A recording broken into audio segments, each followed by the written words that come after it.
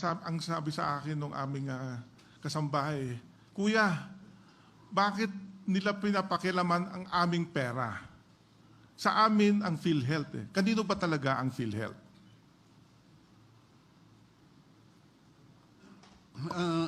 Legally, PhilHealth is a government corporation, Your Honor. It's wholly owned by the national government. And it is the administrator of the National Health Insurance Program. So, as the administrator of the National Health Insurance Program, it received premiums from members of PhilHealth. And there are two type of members of PhilHealth. We have the direct contributors and we have the indirect contributors, Your Honors. The direct contributors are the people like us, employed and paying our premium directly to PhilHealth. The indirect contributors are those whose premiums are paid by the government. Excuse me, Atty. Masura, kung pwede sana, Tagalog din ang pagsagot mo. I will try, Your Honor, but I wish it were Ilocano. Would you need an interpreter? No, Your Honor. We are willing to provide one. Ilocanoin mo. Sige po. So, ang may-ari po ng PhilHealth is the national, as a government corporation, is the national government po. Ngayon, yung PhilHealth, at the same time, ang function niya, main function, is the administrator of the National Health Insurance Program. Yung National Health Insurance Program po natin ay parang bayanihan. Kasi dito po, yung mga healthy, tumutulong sila sa gastos ng mga may sakit. At yung mga mas may kaya sa buhay, tumutulong din sa pag-alaga ng mga hindi maka-afford ng healthcare po. Ganon. So, ang ginagamit ng PhilHealth para po gampanan yung task po na yan ay yung premiums na natatanggap po from direct contributors at yung natatanggap na premium from the government for ang tinatawag mga indirect contributors po. Yung mga walang trabaho, senior citizens, persons with disability, may mga kapansanan, ganun po. Kaya ano ngayon ang component ng pondo ng PhilHealth? Unang-una siguro, kung hindi ako nagkakamali, yung direct contribution ng mga miyembro. Yes. Pangalawa ay yung indirect contributions. Saan nanggagaling ang indirect contributions?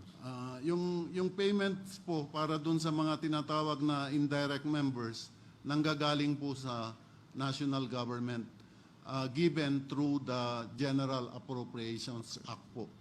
Doon po sa General Appropriations Act, may provision. Actually, tinignan ko po yung General Appropriations Act noong 2021, 2022, 2023, 2024. Pare-pareho po sila.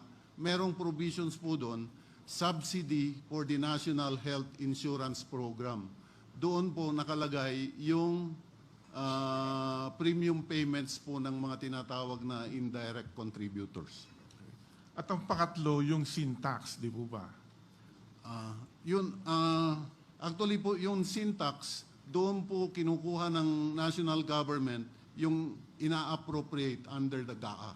So, Section. yung indirect contributions nanggagaling sa sin tax, portion of sin tax. Yes po. Yun ba maliwanag? Yes po. So, hindi pala tatlo ang component ng PhilHealth Fund. Kasi Hindi yung direct contributions, indirect contributions at sin tax, kundi dalawa lang. Yung direct contributions na nanggagaling sa mga miyembro at yung subsidiya ng gobyerno para sa mga mahihirap, para sa mga elderly, na ito naman ay kinukuha sa sin tax. Ganun po ba? Opo. Yung pong Section 37 po ng Universal Healthcare Act, ang nakasabi po doon, na para doon sa implementation po ng Universal Healthcare, nilagay po doon yung sources of revenues. One of them is the the syntaxes. Ngayon po, pero yung implementation po ng Universal Healthcare Act, isang aspeto lang po doon, yung premium payments for the indirect contributors. Kasi meron din pong mga projects po yung DOH na pwede hong in the implementation of the Universal Healthcare Act that can also be funded from the syntaxes po.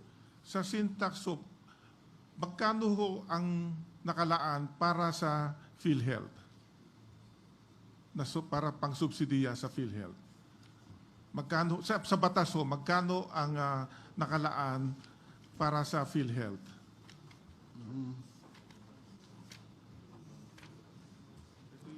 This is yung accumulated po from the Accumulated. Well, ang nakalagay po dito, is the total incremental syntax collections po, as provided in the syntax reform law. And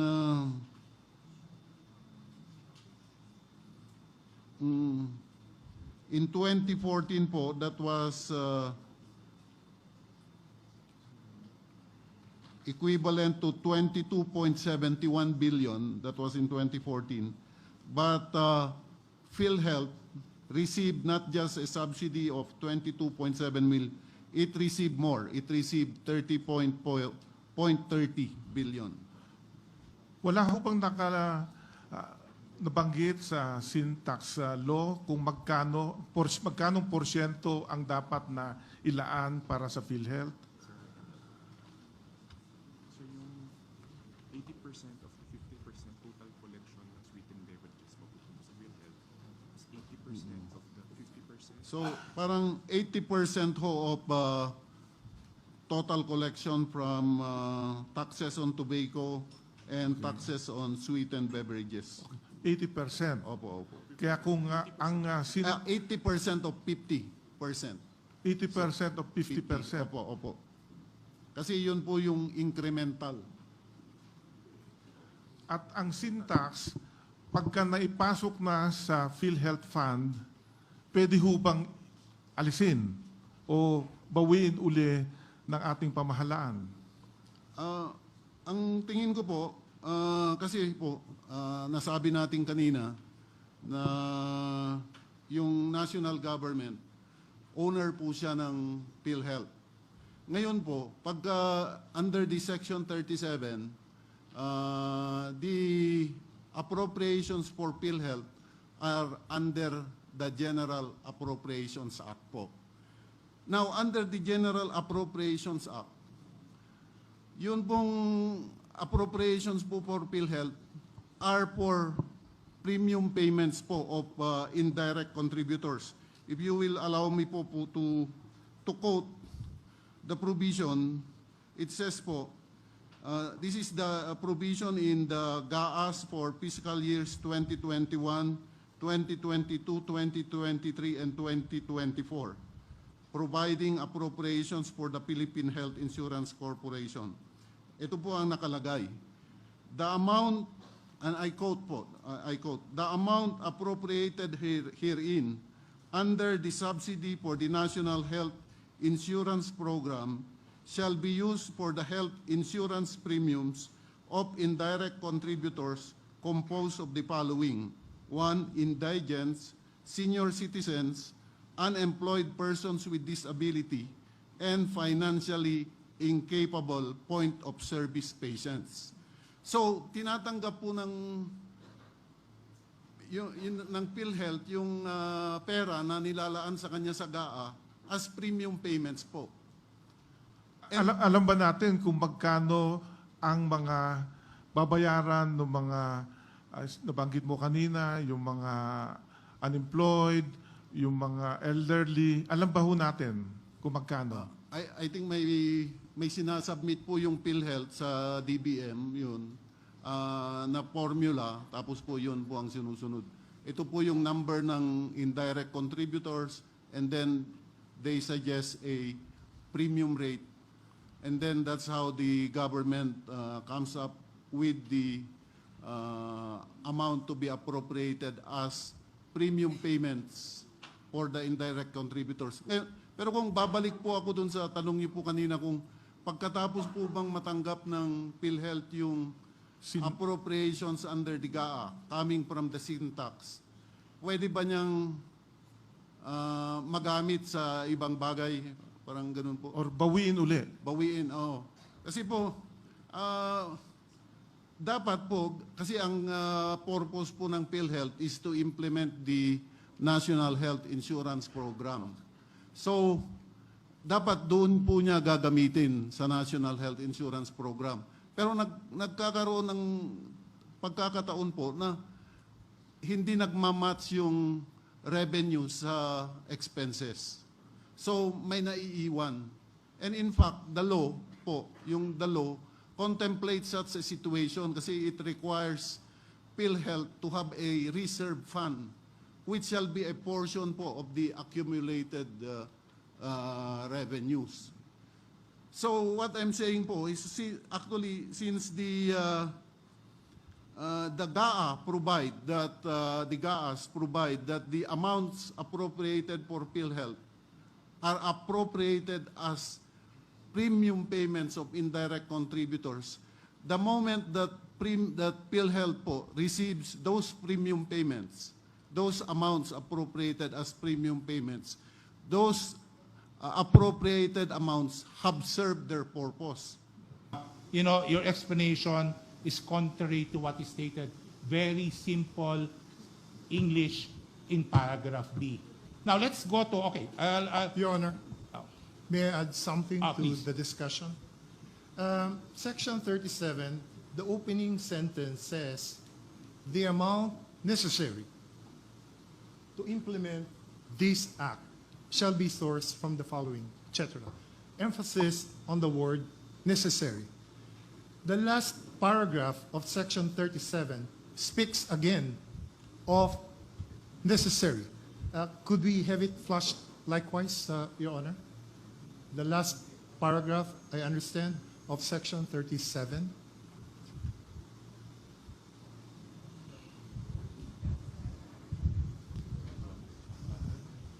Section 37. Which one? Your Honor, Section 37, last paragraph, the amount necessary to implement the provisions of this act shall be included in the GAA and shall be appropriated under the DOH and national government subsidy to PhilHealth. I will not mention the last sentence anymore, it's not relevant. What I'm trying to say, Your Honor, is notwithstanding the identification of sources and the specific purposes for these funds, it would appear under Section 37, the opening paragraph and the last paragraph, that Congress is given the discretion to determine the amount as may be necessary to implement the provisions of the Universal Health Care Act. okay, I'll go to that later. With respect to the first paragraph, in relation to the last paragraph on the word necessary. But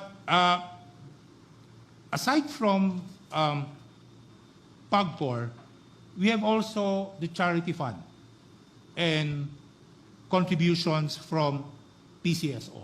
Same provision, nakalagay dito, that the funds raised for this purpose shall be transferred to PhilHealth at the end of each quarter, subject to usual budgeting, accounting, and auditing rules. And I presume your answer to my question relative to paragraph B would also be the same for paragraph C. Yes, Your Honor, but I would like to inform the Honorable Court that per our records, that amount remitted by PCSO for PhilHealth as of end 2024 is about 6.84 billion pesos. So with respect to B and C, you have your own interpretation. My simple reading of this provision says that the share of government in PAGCOR and PCSO, a portion of which supposed to be given to PhilHealth. Sabi ninyo, bawal yang direct remittance. Assuming bawal yan, dumaan yan sa National Treasury. But for B and C, sinasabi dyan na yung amount collected na yan, reserve yan for PhilHealth. You cannot touch that amount. You cannot reduce that. Yun ang understanding ko. You have a different interpretation. So that's an issue before us. Okay. Now, let us now go to the what Mr. Soljen mentioned with respect to the amount necessary. I'll read the last paragraph. The amount necessary to implement the provision of this act shall be included in the GAA and shall be appropriated under the DOH and the national government subsidy to PhilHealth. That's the first sentence. As mentioned by Mr. Soljen, the second sentence medyo hindi naman applicable. No? So, but this sentence refers to paragraph E and paragraph F. If you go to paragraph E and F, it refers to annual appropriations of the DOH included in the GAA. Letter F, national government subsidy to PhilHealth included in the GAA. With respect to letter E, that is the share of DOH to implement the National Healthcare Program. Is that correct? With respect to letter E, that is the share of the government has to give money to DOH for DOH to implement its Yes, Your Honor. program under the National Healthcare Program. Yes, Your Honor. Okay. Letter F, it refers to the national government subsidy to PhilHealth included in the GAA. This refers, to my understanding, is the premium contribution of indirect contributors given by the government as included in the GAA. Am I correct? Yes, Your Honor. Okay. Now, earlier, or for previous oral arguments, it appears to me that letter A, the increment sin tax collection, were used to cover letter F. Am I correct? That is what the government is doing. Collection from sin taxes.